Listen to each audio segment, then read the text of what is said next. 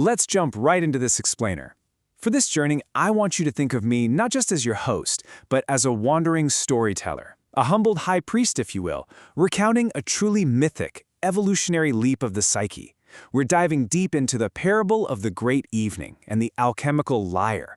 It is a fascinating look at how we process our own inner darkness. And spoiler alert, it's not by fighting it, it's by turning it into music. Our story opens in the ruins of an old kingdom.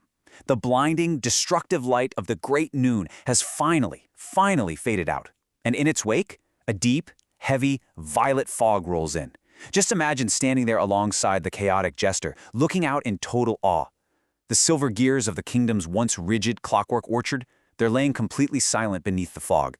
The old structured ways of doing things have ground to an absolute halt. Now, to really grasp where we are, we got to look at the timeline of the kingdom's psyche. We started way back in the dawn of static control. Think rigid, uncompromising rules, right? But that system was totally shattered by the blinding revelations of the Great Noon.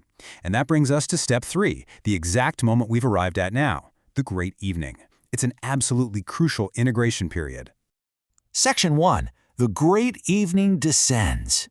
So what is the Great Evening? Well, it's a profound psychological transition. It's that twilight hour when the shadows stretch long and the strict, static control of the day finally just dissolves. This isn't a time for rigid rules anymore. It's all about reflection, creating art, and really processing uncertainty. It's that exact moment we realize trying to control every little thing is impossible, which actually makes way for the messy, beautiful reality of human nature. Section 2. Evolution of the Psyche. Now, what's really interesting here is that these 3 figures aren't enemies. They're actually evolutionary steps. First, you have the high priest, who was completely paralyzed by the fear of his own internal monster.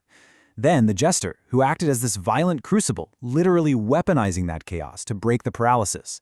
But you see, neither of them is the final step. Stepping out of that violent fog comes the bard, representing the ultimate evolutionary peak, true reconciliation and song. Moving on to Section 3, the alchemical lyre. As the bard steps from the fog, he doesn't wear a porcelain mask to hide his face like the other citizens, and he definitely doesn't carry the violent iron spade of the jester. Instead, he's cradling this strange, powerful instrument. Its frame is literally forged from the melted lead of the kingdom's broken, silent bell. And the strings? They're spun from raw, unrefined copper wire.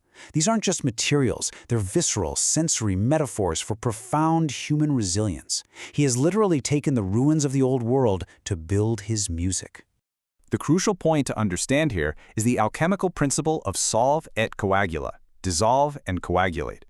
The bard takes the broken remnants of institutional control, that heavy lead bell, and melts it down. That's the dissolving phase. Then he reshapes those pieces into a lyre, an instrument of personal freedom.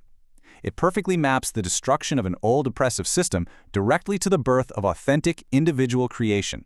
It's a real game changer. Section 4. Embracing the Ugliest Man.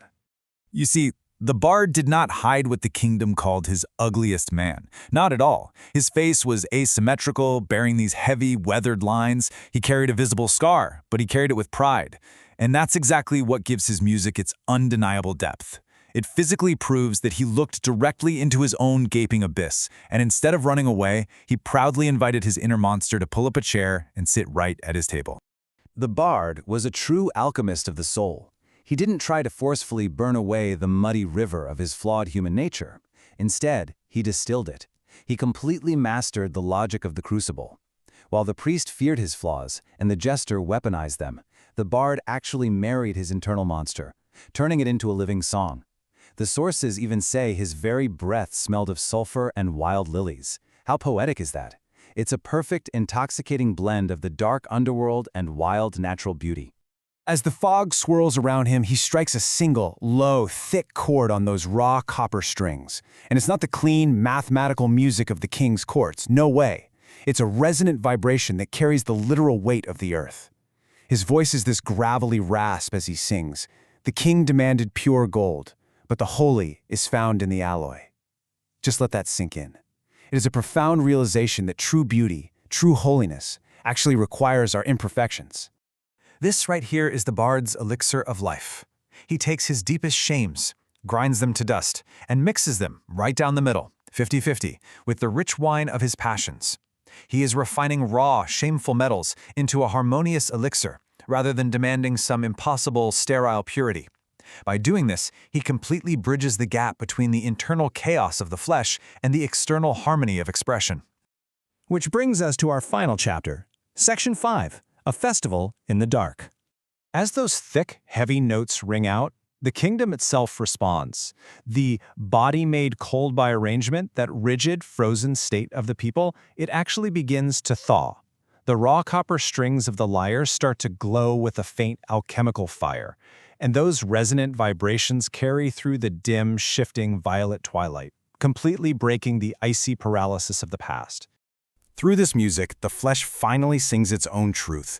The meeting place of the psyche is no longer locked tightly shut by fear or static control, it bursts wide open. The bard's alchemical reconciliation bridges chaos and harmony once and for all, and it prompts the entire kingdom to do something incredible, to host a beautiful, vibrant festival right there in the dark. So, as we wrap up this explainer, I want to leave you with this thought. The bard didn't become a master by being perfect. Actually, scratch that. It's more like he became a master because he integrated his flaws. So, I have to ask, what parts of your own shadow, your own ugliest man, your own muddy river, must you invite to the table to make your own resonant, beautiful music? Think about that for a while. It's been an absolute pleasure taking this journey into the alchemy of the soul with you.